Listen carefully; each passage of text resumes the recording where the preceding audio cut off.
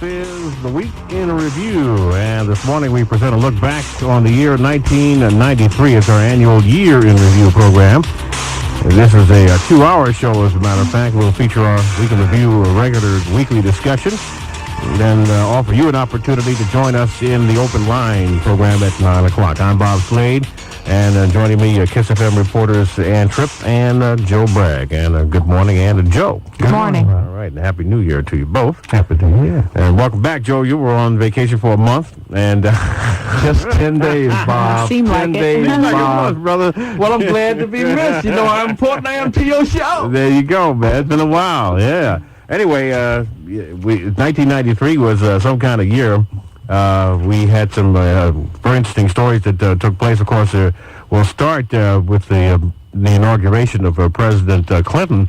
And, of course, this is one of those years where you find that the media has played a major role in a lot of what was going on, actually having being almost a part of the entire story. For some reason or the other, Republicans just did not want to believe that Bill Clinton won the election, so therefore it started its media attack on him almost immediately, and hasn't let up. The year closed the same way with more media attacks on Clinton, finding out all these dirty stories about him coming out of Arkansas with this one and that one. The state troopers coming up saying all these things about him. These former state troopers come to find out they have a questionable background. I'll start with you, Tripp. Basically, in judging Bill Clinton's first year in office, I think he may have some regrets. He probably says, maybe I may not want this job 3 years from now. Maybe I'll just quit this. I don't want to go through all this garbage. Yeah, well, his administration started out certainly very bumpily, because the first thing he ran into was the gay in the military issue. He ran right for that, and he seemed truly surprised when he got the resistance that he got in many quarters. He seemed like he didn't really understand where it was coming from or why people did resist the idea, which made him look like a novice, and he had a few other bad bumps early on in his administration. But as the year closed out, his popularity was up in the polls, and he was having some successes. The inflation was held at a steady rate, so were interest rates. There was some progress on the jobless front, and I think that's when you finally saw some of this other dirt coming out, because while he was being drubbed in the media for his efforts to change the way gays are treated in the military and other little forays that he did initially early on in his administration, these things didn't come out, because I guess the opposition felt, oh, he's getting his. But as soon as his popularity began actually going up in the polls, and then also Hillary's popularity began going up in the polls. In fact, her popularity was surpassing that of Barbara Bush. Then all of a sudden we find out, oh, he's been sleeping with women. Well, is that news? We don't know whether he slept with them or not, but we certainly heard that before, And again, like you say, his accusers have some questionable backgrounds themselves, and that's been reported in the media also, but, not as much, of course, as the allegations. So I think this is very political, and we had Bob Law on the show last week, and Bob Law made an interesting point about what happened in the city, that he said Rudy Giuliani never stopped running for mayor. There was no concession speech. He ran the whole 4 years that Mayor Dingus was in office, and I feel that the Republicans are doing the same thing with Bill Clinton. I think that he's in office, but they're running now. And they're doing everything they can to soil him, to get him. And whenever there's any kind of popularity surge for him in the polls, you're going to see some more dirty laundry or alleged dirty laundry being brought out. Yeah, no doubt about that. They are running, and they have an interesting campaign going on. I mean, it's something that you mentioned before about Rudolph Giuliani, and I'll switch to Joe Bragg because we're going to talk a little bit about this. You talk about Giuliani and David Dinkins. Both men never officially announced that they were running. They just ran. Mm-hmm. Exactly. There was no big news conference to say, I'm running. Mm-hmm. They just automatically just picked up where they left off, right, Joe? Well, that's right, because, early on during the Dinkins administration, right here on KISS-FM, a question from you asked the mayor when will he throw his hat into the ring, and he said right on KISS, I'm running now. I'm in the race to win, and I want to enjoy, the next 4 years what we're putting together now. So, but from the very beginning of the mayor's administration, Mayor Dinkins' administration, we never heard a lot of hoopla from the Republican camp. He just got busy, started having these weekly and monthly meetings with small groups all around town every week and every month of the year. And every time that he got a chance, he was always throwing a little jab at the mayor because he was really running for office, and he never did. Normally, as a political reporter, you always you expect the challenger to announce at one point that he's going to run, but this challenger never did. He wanted the mayor to announce that he was running, just like he was the mayor. It was always that way. And for the whole 4 years, and you're talking about honeymoon, you and I witnessed, we were there in the mayor's headquarters the day when they were grilling him about stock that he transferred to his son. That was the most insidious thing that I'd ever seen in my life.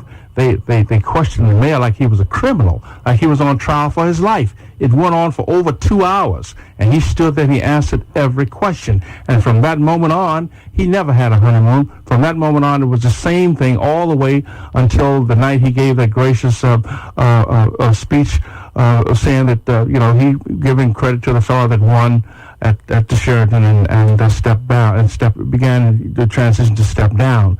But this has been an incredible political year. Of all the candidates, of all the races that we've covered, we've covered them all from presidential to governors and to mayors. I think this episode was the worst that I've ever seen in my life. No, let's go back to that. We draw a parallel between what happened to David Dinkins and what's happening to President Clinton, because the same right-wing, ultra right-wing conservatives, right-wing folks out. I mean, they have this thing down to a science now. They have these radio talk shows. They get on the air. They have these people trumpeting their cause.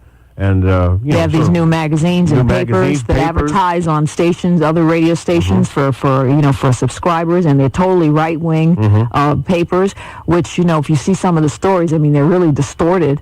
Oh, this completely. Was it American Spectator? That's the newest one. That's the newest one now. Yeah, it's been around for a few years, and then we understand that Britt Hume, who's the ABC White House correspondent, is a contributor to that paper. No surprise. No surprise there. And if you remember what Britt Hume did when President Clinton got into office. Right. What was it about? He didn't like the travel plans. Right. He had the nerve to stand up and complain about the travel plans. The Clinton administration apparently got a cheaper deal for the Washington reporters. No sandwiches and cookies on the plane. There were no sandwiches. And Britt Hume complained publicly in a press conference about that. No hot lunches for these guys. That was news. Yeah. So Britt Hume obviously has his little bit there going. Yeah, and so you had that situation there. Clinton is being treated like David Dinkins. He had really no honeymoon. We predicted that, though. Oh yeah, we did. Yeah, we knew this was going to happen. And not only that, but he kind of stumbled and he stepped on his own toes too. Bill Clinton with his appointments. He had a couple of failed attorney general appointments. He had the nanny gate situation pop up. That almost killed him. Then, of course, he messed up on the Lonnie Grenier thing. He allowed the conservatives, the right wing, to browbeat him into withdrawing that nomination. And, he learned his lesson from that. He learned that if you stand up and you face these guys, they'll back down. He's the president. And he still doesn't have anyone. No, he hasn't filled that post. He should resubmit her name. That's proper. All he has to do is resubmit Lonnie Grenier's name, because she's the only candidate that he should have for that particular job. And no one else he hasn't been able to fill it. Yeah. The last two people, what did they do? They couldn't make the grade, and one just stepped down. Yeah. So, I think he learned a lesson there, that if you stand up to these creeps, something that David Dinkins never really did in dealing with the media. He never stood toe-to-toe to these guys and these gals and tell them, look, back off. Toward the end, Yeah. I think he was finally getting fed up. But we all say that he was a gentleman, and he really was, and I really believe that he did like all people, and that didn't help him. I think he was maybe in the wrong game. Politics is not about liking everybody, because politics doesn't work if you like everybody, unfortunately. It should work, theoretically. That's what democracy is about. Theoretically, you should be the mayor of all the people, blah, blah, blah. But nobody operates on that premise, and I think Mayor Dinkins was operating on the gentleman's premise. He was operating on the premise as it is in the law book. and he just really was not ready for it. And I think he was not ready for the hatred and the antagonism that he got from the press, the lack of coverage that he got for anything positive that he ever did. I think he was maybe shocked early on. I mean, Joe could probably, address that much better than I, because he's been with the mayor the whole time. Is that your feeling? Of course, absolutely. You hit the nail right on the head. He's a gentleman through and through. But at the end, like you said, he really was able to stand up to the press. And then when he learned how to deal with the press, and they started complaining that now that he knows how to deal with them, they were complaining about that. Mm-hmm. But if you notice, and the location of his news conferences, or why are you holding it out here? Right, with some stupid reporters. Absolutely. But if you go back to 89, or to the beginning of the Koch administration, he was a man who was known to be a liberal, came out of the Democratic clubhouse in Greenwich Village, and he was a liberal congressman, and he went on marches and all like that. As soon as he was elected mayor, about 2 or 3 months after he was in office, because I was there from the very first day, he changed from a liberal to a complete right-wing politician. And he started beating up on black people and always taking the far right position on any of these issues, and that's what kept him in office for 12 years. And the electorate saw that his thing was, well, I can stand up to these people. Mm-hmm. Stand up to these people mean black people, yeah. And he was completely overhauled. He completely changed his outlook and his philosophy on politics once he was elected mayor. And what we have now is a mayor that is feeding on what Koch has done for 12 years, and he's being coached by Ed Koch. All of his appointments have been approved or ran through Ed Koch. He has a lot of his people out of his old administration. I think one or two of his appointments are very good, like Paul Crotty. You can't get anybody any better than him. He's his corporation counsel, and I would applaud that appointment. But most of the other people that Koch recommended, these are right-wing people, and they are all there. And most of his cabinet right now are people who are loyal to him. Most of them don't have any idea of what government is all about. Most of them are prosecutors, assistant U.S. attorneys, and they have a background and philosophy that suits the current mayor. And everything ties into his program to what you call privatize. Mm-hmm. As far as I'm concerned, sell your city agencies to the public and let them make a profit out of it. And I don't see how and there are 2 hospitals on the block already. I think it's North General and one of the hospitals in Queens. They're talking. They will probably be sold within the first part of this year. And so, what concerns me greatly is when you come down to health care, how can the average poor person, black or white, afford health care at one of these voluntary hospitals if they don't have any insurance? I think New York is going to be in for a tough time. He's going to have problems with labor. Because his main thing is to downsize government. He's going to have problems there, downsizing government, trying to get rid of 35,000 slots, just willy-nilly. So it's going to be a tough year, Bob. All right. Another thing, before we move off of the political thing for just a second, when we talk about the people that Giuliani has appointed.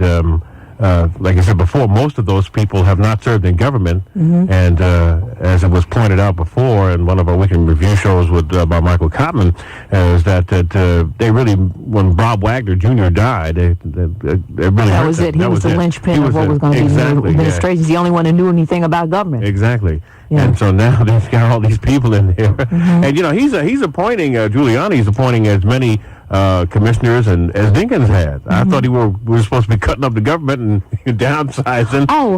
He changed. Things have changed. But he said, I want to change the government and I want to run the government. And you made the point last week, Bob, that now he wants to let the boroughs run the government. Exactly, So I thought he went into office to run the government. Now the day before his inauguration, he says, I want people in the city to start looking up and not focusing on the city's problems. Well, Rudy, that's how you got elected. Exactly. Yeah. I mean, in all fairness, that's how everybody gets elected, focusing on the problems.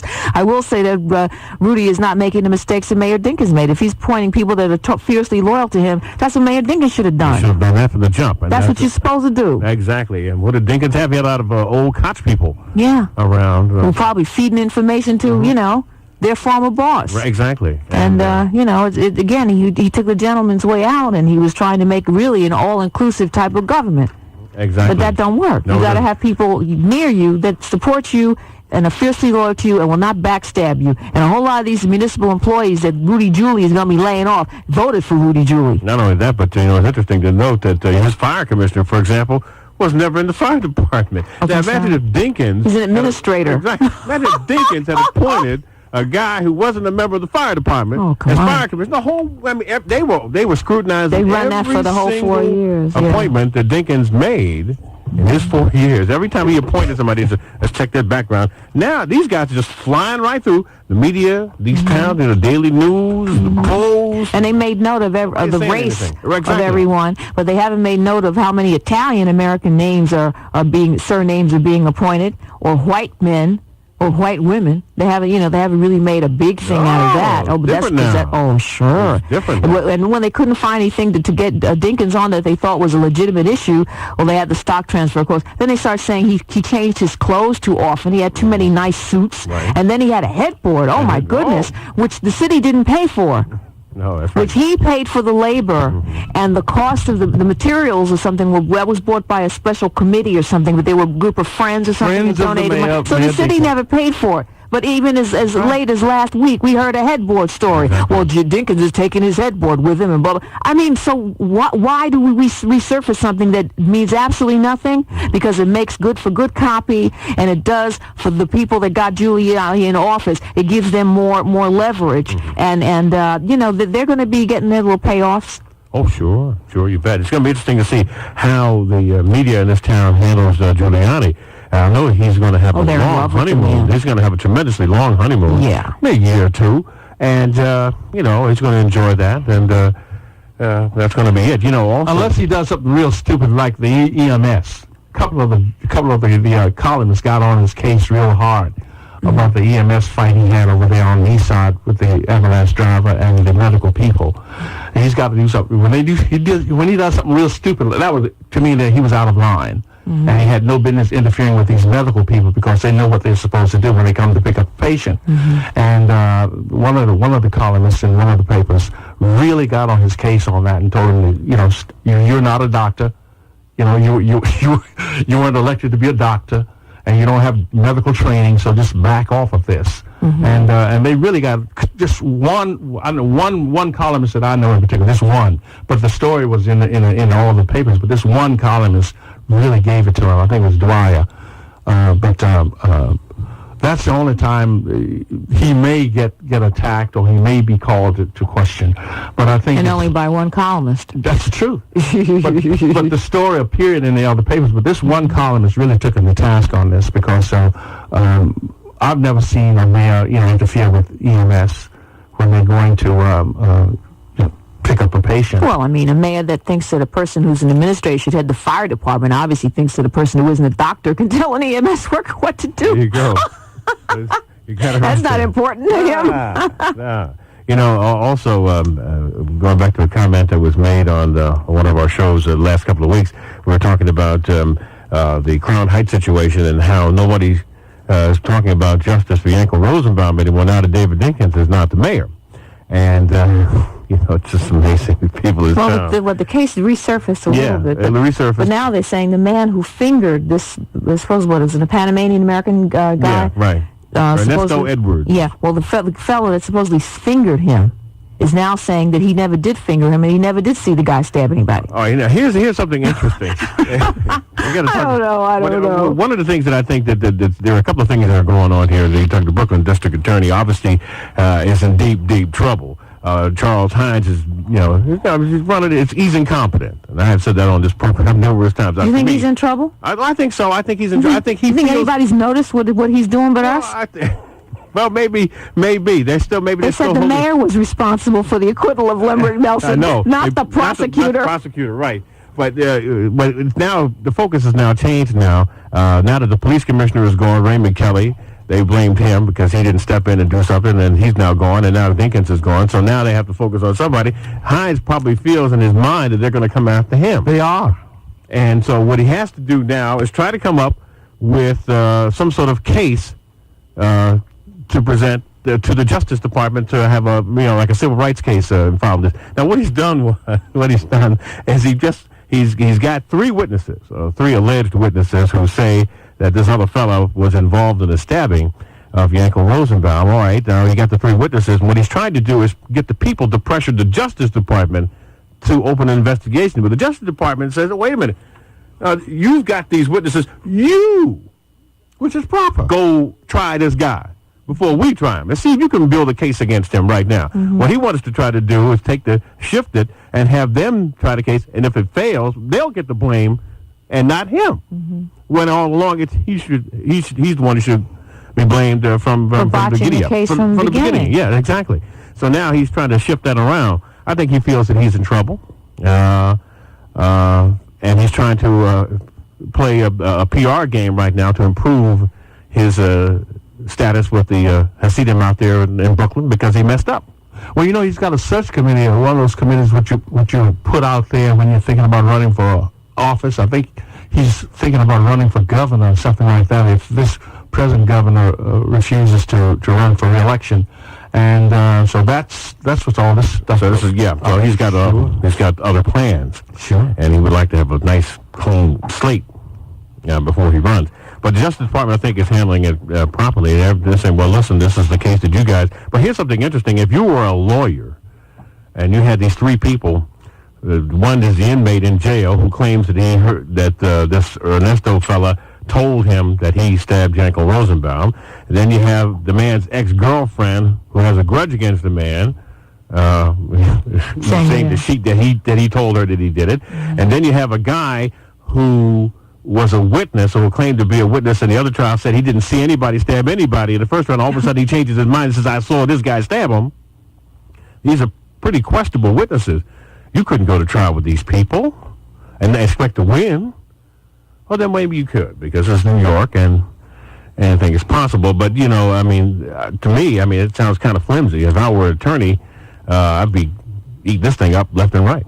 Even the knife, there was a story in the paper just a couple of days ago that said that there are a lot of questions around the knife because of the way the police and the Brooklyn DA's people handled the case. Said it was this week they botched it and said, okay, you have the knife and with supposed alleged blood on it of Rosenbaum, but that knife is in question. That's what the story said because of the way the police and the way that Joe Lyons' folks handled the case. Well, this was the Hasidic community needs to pressure Rudy Giuliani if they want to make noise and get justice in the case, get someone convicted. The man was stabbed, okay? The man didn't die. Somebody did it. Somebody does need to go to jail for it. If they want to pressure anybody, they need to pressure Rudy Giuliani the way they pressured Mayor Dinkins, because they helped Rudy Giuliani get elected by convincing a lot of Jews in this town who would have voted for Dinkins that Dinkins was some kind of anti-Semite when they knew darn well that he wasn't. But when they finished with him, with the lies, the aspersions, the allegations, the screaming, the hollering, the marching, the pushing, the shoving, when they finished with it, it looked like a totally different case. It looked like Dinkins went into the crowd himself and stabbed Yankel Rosenbaum. Looked like Dinkins was part of the group when they finished with him. So if they want all this justice that they claim they want, they need to pressure the man that they got into office and make him do something. Well, I don't see that happening right now. Maybe it'll happen next week, but I haven't seen it yet. Well, he has a Senator Dov hiking, Rabbi Weiss and Avi Weiss and all those others right-wingers. Well, hiking and is supposed to be an advisor for Giuliani now. Well, these people, when you were talking about the demonstration, had coffins calling the mayor murderer and demonstrating in front of Grace Mansion, the mayor's official home. It was really disgusting. But and you're right. To me, they just created a climate now of just outright hatred. Oh, they knew what they were doing. Yeah. They knew what they were There doing. was all the political There's a things. justice angle here that's valid. Right. And then there's this other stuff that was going on, and we all know what was going on. Exactly. So I'm saying, okay, your boy is in now. Go down there and demonstrate and make him do what you want him to do. You really want justice in this case? This wasn't just a political ploy to make a lot of noise? Well, let's see. Let me see you demonstrate. Let's see what's happening. I'm waiting. Yeah. Well, then the first thing they should do is bring back those two fellows who went to Israel a week after Rosenbaum was stabbed. The driver of the car that killed Gavin Cato. Yes, and the other person was supposed to be Rabbi Spielman's son. So there were two who went to Israel that Alton Maddox and Reverend Sharpton went over to serve notice on, and they couldn't find them, and everybody was laughing at them for doing what they did. If they want justice, bring these two guys back. Why did they run if they were not guilty of something? Why would they run? Why would you flee the country? Go to another country if something is not too kosher. That's what it's all about. Bring these guys. If you want the special prosecutor, yes, fine. But let him look at the whole picture, not just one little small angle of it. The entire picture. Right. Let him investigate everything surrounding Gavin Cato's father, who was beaten up trying to get his son from underneath the wheel. Let them look at everything. And then maybe we'll find justice in this case. But they just want get the murder of Yanko Rosenbaum. Fine, we want him too. Because if he did it to him, he'll do it to us. Yeah, he's somebody out there who stabbed somebody they don't know. They'll stab one of us too. Sure. Moving on, there were a lot of other interesting stories. Of course, we had the World Trade Center bombing, which took place in February. And I remember, Joe, you were in Japan, with the mayor. Absolutely, yes. When that went down. And what was the reaction of the mayor when this news happened? Well, we were going to go out on another one of the business appointments, but when he got the news, everything stopped. We were in his suite at the hotel there. I think we were in Osaka, in the Okura Hotel, and in his suite, because we had got permission to come there. He invited us down because we wanted to talk to him about other issues anyway, and he just set up shop right there. And he was on the phone. He was able to take care of everything from Osaka, Japan, the way that any mayor would have handled it right here. Because with Dominic Carter and CNN, and New York News 1, had him live from Osaka, talking to New Yorkers, talking to his commissioners, talking to the policemen, talking to everybody in concern. And he handled the situation there. And you know the story. So, well, he ought to be here. He shouldn't be in Tokyo. Or shouldn't be in Japan. But he took care of the business because we were right there with him. We had even when Carl McCall was going to run for control or something. That came up. He even handled that from Japan. So with all the criticism on this end, the mayor was on. He said, now if I try to fly back to New York, it's going to take 12, 15 hours from here. Take seconds for him to be talking with his top people, his police commissioner, his fire commissioner, his top, so he really handled the job from there. We were sitting right next to him like we are in this room now while he was doing it. We still got a little heat from that, though. A lot of he should have been here. But he had top business people with him, Bob, and they were over there doing business. I'm telling you, top business people were with the mayor, including Lou Rudin and some of the other top men. Essence Magazine chairman, president was with him, and a whole bunch of other top key people and cultural affairs people. And they were there doing business, meeting their contemporaries over there. And it was really, because Michael wrote a story about one of the stops that we had made. It was an extremely great story, but they changed his headline and had it like a negative headline. And so I got word that Lou Rudin got on the phone and spoke to the editor over here in New York. And you want to understand why would they put a headline on, and when you read the story, it wasn't the headline didn't complement the story at all. It was complete distortion. So the criticism that he got back here because he wasn't in New York when that awful explosion went off, he couldn't have done no more here than he did there because he was on top of it. You know, one of the things that we're going to keep an eye on is how the media handles Rudolph Giuliani, and when he's gone and some crisis pops up, what they're going to say about, well, where are you, and can you take... He couldn't take a vacation. Every time he wanted to go somewhere, they were on his butt. You know, the media was constantly on him. It was just so sad. It was really a sad thing. Just this morning, you know, the crime statistics came out again and said that murder is down in the city again after like a couple of years. I mean, like 12 murders fewer, but still it's been a steady decline. And the story was written to say, well, you know, what's credited are the community policing and the extra police on the street. Okay, nowhere in the story does the reporter mention that it was Mayor the Dinkins administration's initiatives. They just run around like this has got something to do with Rudy Giuliani. It has nothing to do with him. And they won't even give credit to Dinkins, and Dinkins not even there anymore. Yeah. They won't even in the story say this is due to, because the police say, they say, well, why do you think there's a drop in the murder rate in the city? And they say it's because the police department, which is no friend of the mayor, says, well, it's because of the community policing and the fact that there are many extra police on the streets now due to the Safe Streets, Safe City program, but not mentioning Dinkins in any way, the Dinkins administration in any way. So he's not even getting his accolades posthumously, politically, as you want to say. Yeah, that's sad. By the way, some other stories that, of course, we concentrated on during the year included the situation in Somalia. Of course, that we had the big invasion, the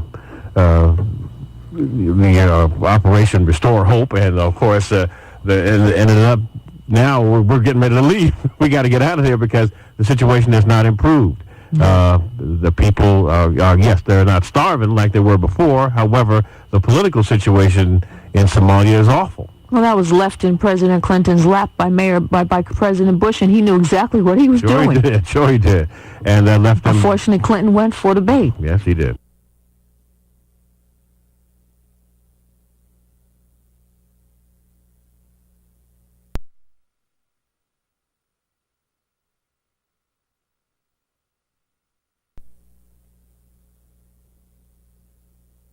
Elected president, he said, the situation in Haiti is appalling.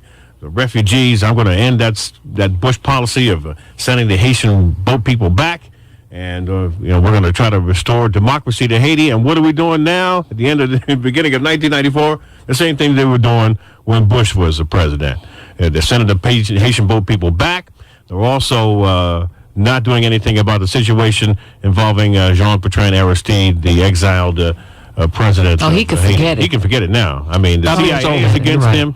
Essentially, you wonder just what side is the CIA on. You wonder who's running the country is what you wonder. I mean, yeah, right. Well, no elected officials are apparently running this country. Well, but look at the Central Intelligence Agency. You figure that here, the United States we're supporting democratic elections when the people, 70% of the people said we want Aristide as president. They vote him in. The CIA is systematically undermining the man. They're helping the military junta there. They helped them. We had people on the shows last year who came and said, yes, this is going on. You folks don't know it. Now we know because the Central Intelligence Agency, in its bid to defame Aristide, has come out with all kinds of things about his mental health and this, that, and the other. I wonder why. You think it's business? A lot of corporations are doing business. It's all in about Haiti. money. Yeah, cheap labor, Dirt slave cheap labor. Yeah, it's not about anything else but that. And the rich folks are getting richer there in Haiti. They're in line because this country helped get that rich young fella out with his money. You mean Baby Doc? Yeah, help get him out and sell him somewhere in the south of France with all his money. So the rich people a lot of rich folks still there. They still can get their lobsters, whatever they want, because they have money. And it looks like the CIA and certain factions of our government always do business with the people who empower the rich folks that they can manipulate. They always do business with crooks. Makes you wonder what kind of agency is this? I mean, criminals, gangsters, crooks. Oh man. Let me ask you this. Situation in Haiti you mentioned before about Aristide not being. We might as well forget about that. Now they have this Robert Malval guy. He's up there bad mouthing Aristide. He wants out. Yeah. But hey, I don't blame him. He's going to be killed. Probably. They kill him down there. There was another minister that Aristide appointed, and he was, murdered right on the street. Well, let me ask you a question. It's a dangerous job, and I guess Malval said it's not worth it because he can probably see that Aristide is not coming back, that they're not going to let Aristide come back. So he's saying, why am I sitting here holding this job when the man I'm supposed to be working for and opening the way for and preparing the way is not coming back? Yeah. Well, also, the United States, we have tremendous war power. I mean, why don't we do what we did to Panama? Just go right on in there and jack these guys up. No canal. No canal. Why don't we do what we did in Kuwait? No oil. No oil. So no golden faucets on the bidet. Some doubloons off the island of Haiti somewhere. Some the doubloons. It's awful. The golden doubloons. If they had some really oil awful. in Haiti. Yeah, it would be in there in a minute. Absolutely. There's nothing there. Not that they'd be in there in a minute, but not that they would be supporting the right person, but the place would be stable. Mm-hmm. That's all that would mean. Just to show you how racist the government policy is on Haiti. This is a classic example. This will knock you out. They had recently there were some boat people, some Cuban boat people and Haitian boat people together on a boat. Mm-hmm. Came to the United States. They let the Cubans stay and sent the Haitians back. Oh, my goodness. Well, there you go. There you go. But Clinton, again, this whole thing is when he got into office, I'm not going to do this like Bush. I'm going to welcome the Haitians. I'm going to get gays in the military, blah, blah. He didn't realize what he was up. He didn't know what he was up for. He really didn't. Being a president has to be like being a parent. It's on-the-job training. Nobody can really teach you how to do it. But he seemed like he was totally shocked when he got the backlash that he got over the gays in the military issue. And then we tried to get more Haitians to come in here. People said, and someone must have told him, look, we're going to have to back off of that. I personally believe that President Clinton did want to reverse the policies. I personally believe he's a decent man, that he wanted to do something about it. But I also believe that his advisors in Washington said, look, we can't keep losing things because this doesn't look good. So we're going to have to put this off. We're going to have to deal with this another way. Just be cool on it for a while, and maybe we'll get back to it in 94. But we cannot keep losing battles. And then they divert his attention. Now he's going to national health care and stuff that's more popular, trying to save his administration. And then his popularity went up. And then, of course, we had some Secret Service people say that he's been sleeping around. I mean, it's like up and down, up and down, up and down. But what I'm saying is the Haitian issue along with the gay and the military issue had to be backtracked, changed, remodeled, and put on the back burner. I think because of what his advisors are telling him about how his administration should go. And don't think that he wasn't very, very upset by what happened in this city with Dinkins. He came here a lot to campaign for Dinkins and did nothing for the mayor. And then also we look on the Garden State where Jim Florio was lost, and nobody predicted that in the polls. So I'm sure Clinton is trying, and people who are around him are saying, now, we got to package this administration right, or you won't be here another 4 years. Well, Bob Dole is taking advantage of all this. Senator Dole. Now he wants a special prosecutor to investigate the president's this issue that you're talking about. So it's all politics. Mm-hmm. He went up to Massachusetts some time ago to test the waters, see whether it's okay for him to run for president. Mm-hmm. So that's what it's a dirty political game, and they're going to use everything they can against this President Clinton to regain the White House. And there was a very negative story on Bob Dole a while back of saying he was a tyrant and he was an evil person and he would get back at people and he was a real grudge type of person. And then 60 Minutes did this profile on him where they had him crying about the death of his father and everything. I mean, is everything coincidental or what? Yeah, makes you wonder. Are we to believe all this is a coincidence? There was a senator who was running for president that cried up there in Maine, and he never got to first base. It was a Democratic senator. Oh. Edmund Muskie. Oh, yeah, Edmund Muskie, poor guy. Yeah. He cried and they said he was a wimp. He was a wimp? Well, they're not going to say that about Dole because they know the real deal on Dole. Okay. All right. This is to make him look more human and less mean-spirited because that's what the article was, how mean-spirited he was. Yeah. Just to smooth things out. Of course, this was the year that we had the big New York Post fiasco. And, it's funny. Looking back on it, the papers is those people who were angry and upset about Abe Hirschfeld coming in and changing things around. A lot of those folks lost their jobs. Aww. And the ones who are working for less money with no security, no nothing. They have no benefits or nothing. It really is a shame how these people are working. It's just incredible. But this is what they wanted. Yes. They could have had so much more under Abe Hirschfeld and Bill Tatum. But because of Bill Tatum and because of Abe Hirschfeld, they accepted what they have now. They said, well, by no means will we work for those two. But they have nothing. Mm-hmm. They were working, I think they were getting paid for four days then. I'm telling you, they have nothing. They're probably working for about 3 days' pay. Yeah. And they have all new people, just mostly new people over there. And only a few of the old reporters are black. What happened to Pete Hamill? Yeah. What happened to him? I don't know. I know in Room 9 there's only one reporter left there of the old regime. That's David Seifman. The rest, all of the others are gone. Well, he's not going to go nowhere. He's the only one left. You see what he writes. But they're brand new people they're bringing in. And at the beginner's salary with no benefits, no union protection, no nothing. Interesting, very interesting. By the way, this is also a year that saw Michael Jackson perform at the Super Bowl to huge ratings, and by the end of the year, the poor man, he's been dragged through the mud. Stories about child molestation. There's of course, there's an alleged allegation. There's an allegation that he molested a 13-year-old boy, and it started out to be a big year for him. He was on the Oprah Winfrey Show, and this, that, and the other, and he had high ratings in that program. And next thing you know, now, it's a totally different. What a difference a year makes. 12 months went by, and now Michael is like persona non grata. Exactly. They don't want to have anything to do with it. Sued by his promoters. Right. Sued by somebody who says he stole a record. Mm-hmm. Civil suit being brought by a 13-year-old, 16-year-old, 13-year-old. Yeah. Then you have you have bodyguards, ex-bodyguards coming out, ex-maids saying that he did this, that, and the other. Mm-hmm. They never said they saw him. His sister LaToya, who's always saying something far out and strange, completely lost. And that's enough to. You can go up more and shoot yourself. It's just crazy. Yeah. Well, it sounds like, and I had a lot of people talking and telling me, and we were discussing this thing, it's a grand scheme. You notice a lot of your top people who are out front with like James Brown and Mike Tyson and Michael Jackson, all this. And then there was a list of congressional people, believe me, that the FBI have systematically investigated and just took these people to task.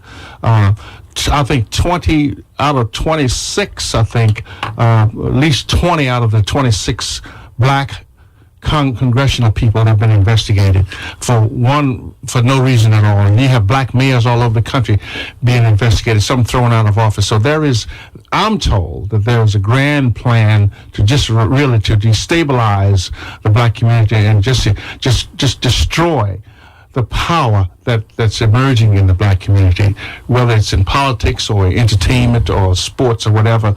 If they can get something on you to knock you out of because we're talking about a lot of money and power, and that's what this country is built on: money and power. And you're not supposed to have money and power.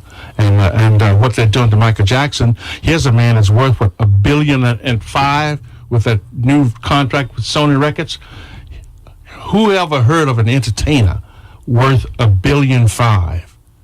Nowhere in the world has an entertainer, and wherever he goes, he draws like the Pied Piper, hundreds of thousands of fans all over the world. Too much power for one young person. Whether it's true or false, they could manufacture all kinds. As far as I'm concerned, it's a way to destabilize him, to knock him out of commission, and to render him to naught if they can. And 1994 is a brand new year, and we're going to watch and see what's going to happen. But our leaders, entertainers, sports figures, they got to step back and take a look at themselves and say, look, we're at war. And it's exactly what it is. We're at war, and this is a tough year coming on us, and we have to sit and think. Use your brain. You've got a brain. Your brain brought you this far. You got to sit back and regroup, and you can win it. Well, a number of people feel that the criminal justice system is rotten to the core, and this year goes nothing's changed in that area. We're going to talk to a guest. We're going to have a phone guest. We're going to talk to him for a few minutes. Former judge, as a matter of fact, who will tell us about the real deal, what goes on behind the scenes in the criminal justice system as we get ready to look back and wrap up the year of 1993 in our year in review. I'm Bob Slade on with Tripp and Joe Bragg. We're going to take a break. We'll be back right after this. You're listening to the Week in Review on KISS FM. Don't go away. You're in the grip of a tough cold. It won't let go.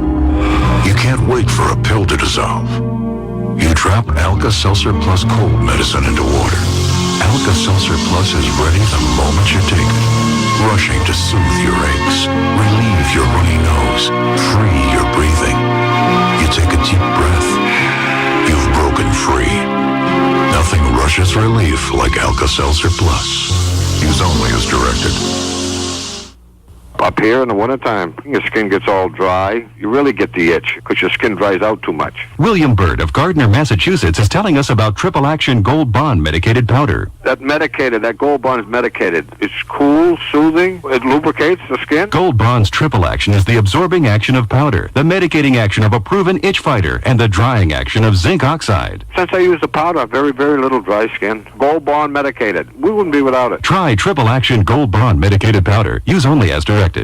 Sometimes I wish I could play outside with a friend, but my mom says it's too dangerous. When it gets real hot, I wish I could go to the pool, but last week somebody shot at me and my friend Gregory, so we can't go there anymore. I got this real cool jacket. I wish I could wear to school, but some boys already took my sweater. They had a knife. These children aren't asking for much. All they want is their childhood, but it's been taken from them by fear and violence. Give your children back their childhood. Do something now. Call 1-800-WE-PREVENT. Every night when my mommy reads me a story, I hear the guns outside my window. I wish I could go to sleep. I'm afraid of the bullets. For free information on what you can do, call 1-800-WE-PREVENT. And together we will take a bite out of crime. A public service message of this station, the Crime Prevention Coalition, U.S. Department of Justice, and the Ad Council. This is a story about American heroes. They changed quite a few lives last year. Jorge Vasquez put out fires, but no, he's not a firefighter. Philip Dale discovered several new stars. Oh, he's not an astronomer. And Elaine Capobianco, she saved a child from drowning, but she's not a lifeguard. They're teachers, but to the kids they've reached, they're heroes. I'm a teacher. The children are the heroes. We're not just teaching subject matter, we're teaching human beings. I am tough as nails, but they know that I love them. I mean, we've got a legacy that follows behind us forever. Teachers have the power to make an impact on our future. Reach for that power. Teach. Find out how by calling 1-800-45-TEACH. Be a teacher. Be a hero. 1-800-45-TEACH. A public service message brought to you by Recruiting New Teachers, the Ad Council, and this station. All right, welcome back to the Week in Review. I'm Bob Slade, and this is our year in review. If you have any questions or comments, feel free to drop us a line. Address your comments to the Week in Review, KISS FM 1440 Broadway, New York City, New York, and the zip is 10018. We thank you very much for listening. And joining me, of course, Tripp and Joe Bragg. And, of course, we have a guest on our live line. We're going to talk about the criminal justice system. Of course, everybody's talking about crime and how bad things are. We have a former criminal court justice with us. His name is Thomas Russell Jones. And good morning, sir. Good morning, Joe. How are you today? Fine, sir. How are you? Fine, thank you. Good. Fine. All right, Justice Jones, of course, people always complain about the criminal justice system. One of the things that we often see a lot every time we turn around is that a parade of black folks running in front of the cameras, people always locking them up, this, that, and the other. I mean, when you were, how long were you a judge, by the way? For how many years? 20 years. 20 years. Yes. I just retired about 7 years ago. Mm-hmm. Yes. Yeah. When you handled many cases that came before you, did you, how many, were the majority of these cases were black people or being arrested or what? Well, in the early days of my career as a judge in the Supreme Court, for 3 years while trying criminal cases, I never saw a white defendant. it's incredible that blacks and Hispanics were locked up and prosecuted by the police. But in all those years, I never had a white defendant on trial. The district attorney never presented any such cases, and that's proof in itself of the injustice of the system. Only 2.7 or less than 3% of the 14,000 prisoners in Rikers Island, for instance, are white.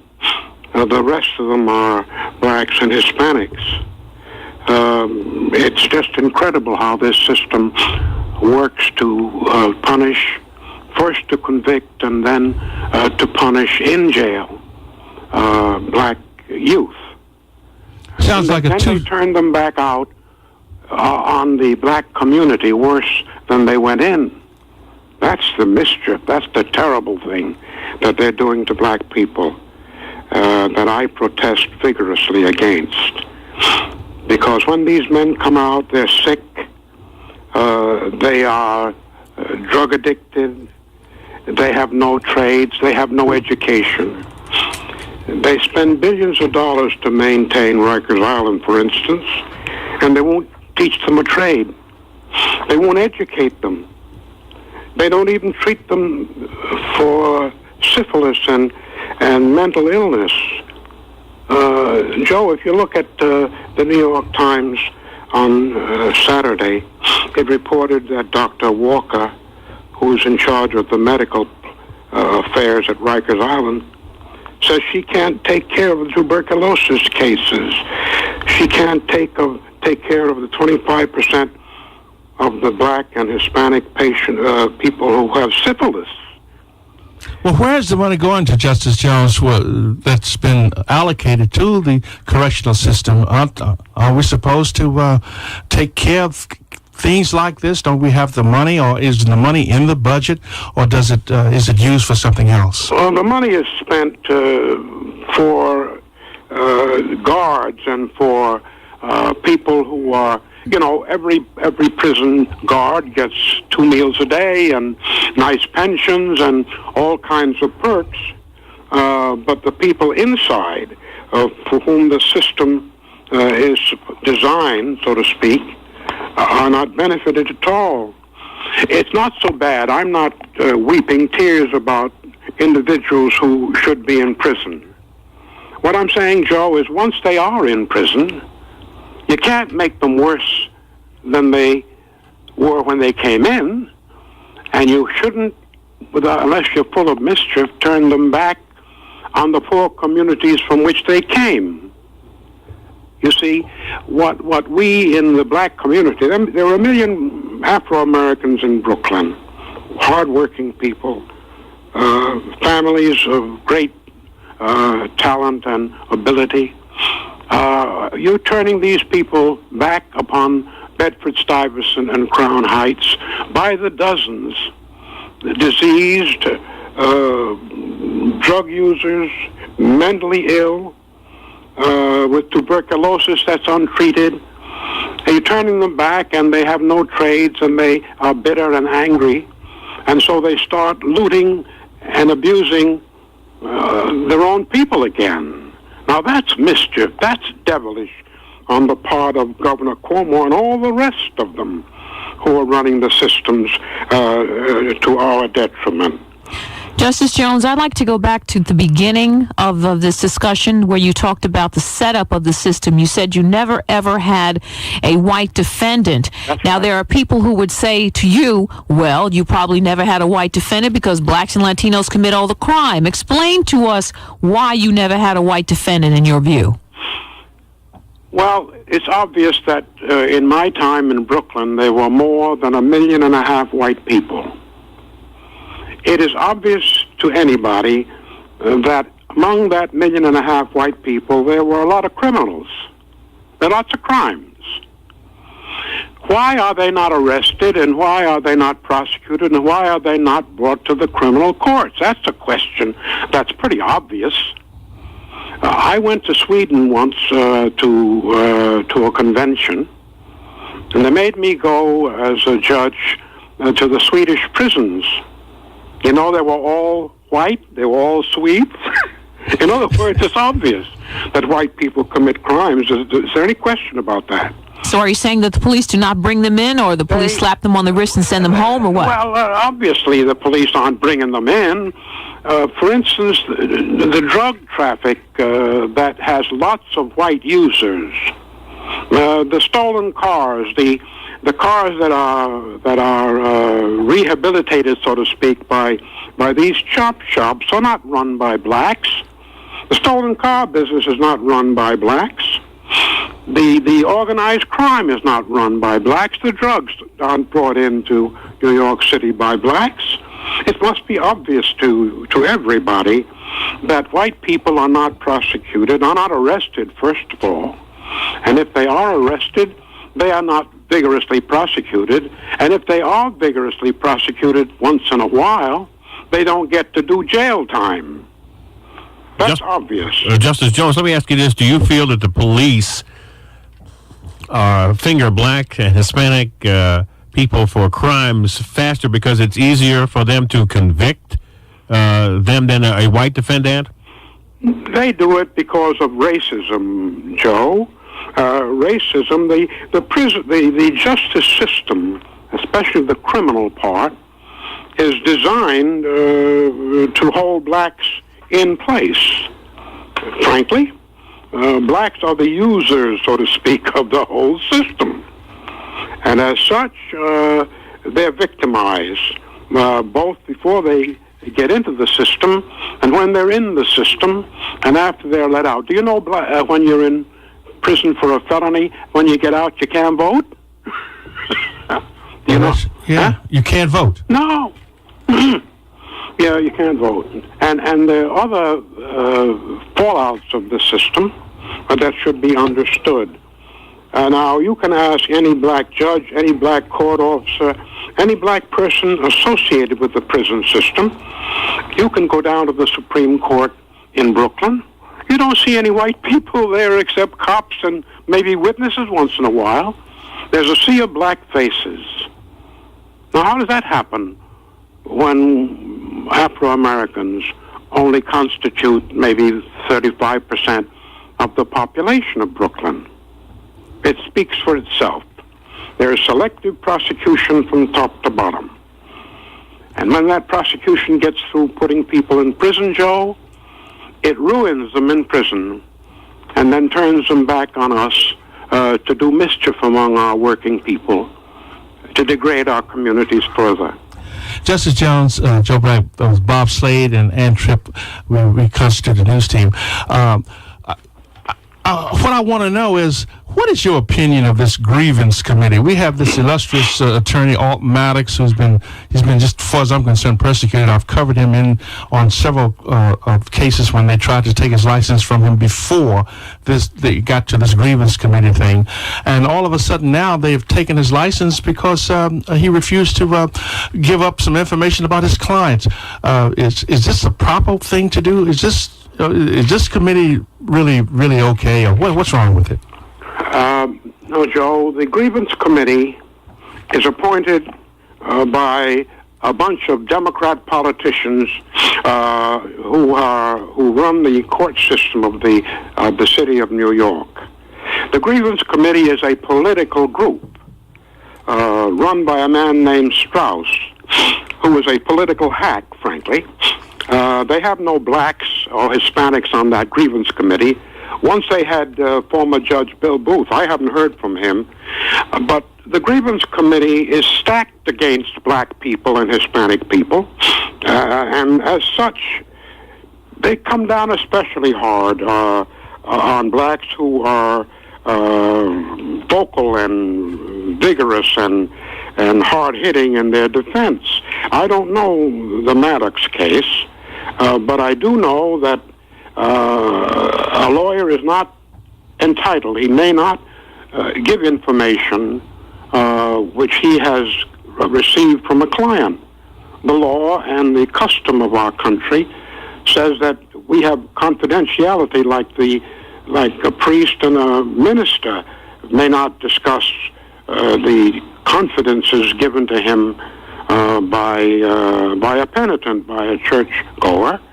A lawyer may not inform about his client's private affairs, and if Mr. Maddox has resisted this committee that seeks information about a client, he's absolutely right to do so. And if they're punishing him for that, it only proves that they're a bunch of political hacks, and they should be dismissed.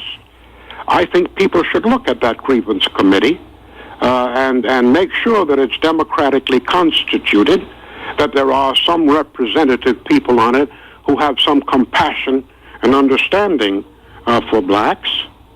What else are black lawyers to do but to defend against terrible racist conditions? Well, Justice Jones, one last question here before we let you go, and that is that what can the people do, people who are listening to you right now, what can they do about this criminal justice system that is obviously one-sided? And is there anything that we can do outside of not being arrested? Not having to have to go through this whole system, but what else can we do? Every church, every organization, including the NAACP. Ben Chavis just went to Rikers Island the other day, and he was very pleased that at Rikers Island they were going to provide for 140 inmates to be trained in plumbing and furniture assembly. Well, there are 14,000 prisoners. I think Ben Chavis is too happy too soon about that. Don't get so happy that you have 140 places for 14,000 prisoners, who aren't being taught anything and whose main occupation is watching television, and being sick. And brutalizing each other with homosexuality, you see, because that's where it's rampant in the prisons. But what you can do, every individual. Oh, may I interrupt a minute? Yeah. There are 62 prisons in New York State. They scatter these prisoners. This is Governor Cuomo's work. All over upstate New York. If an Afro-American goes to prison, his family and friends can't see him, Mm-hmm. Many of these communities upstate would die were it not for the prisons. That's their main support. What we can do is in our churches demand of the governor, of the mayor, of the district attorney, that they correct the system, that they make the system just. They have to keep complaining. They have to keep protesting, as Frederick Douglass says. Remember, he said, power concedes nothing without a demand. It never has, it never will. So I'm for one to raise the cry and keep hammering away at these people who call themselves the leaders of a democracy. All right, Justice Thomas Russell Jones, retired. Thank you very much for being with us. We really appreciate it. Thank you. Thank you. Okay. All right, and that's very interesting, eye-opening, folks. Something that when we go to prisons, as the Kiss News Team, we travel up these prisons. We always see black and brown faces up there. That's all you see. And guards. Behind bars, and white faces guarding them. It's unbelievable. Providing work for those communities. Exactly. That's all you're doing. Their leading industry, like they have the food concessions and everything. They got factories down south and prisons up north to employ these people. It's a business. I'm trying to understand these townies. They're called townies. Right. It's the fastest growing industry in the country right now. They have a group of businessmen who are building state-of-the-art prisons down south in Texas and Alabama, different places, and they transfer prisoners from up this way. From Washington, D.C., they put them on a bus and they take them to places in Texas where they don't have anything else but that one prison. Yes, so what it sounds like to me in 1994, 93, we have a new kind of a slave system, because that's what they're doing. They put these folks in prison, cheap labor, taking care of whole communities.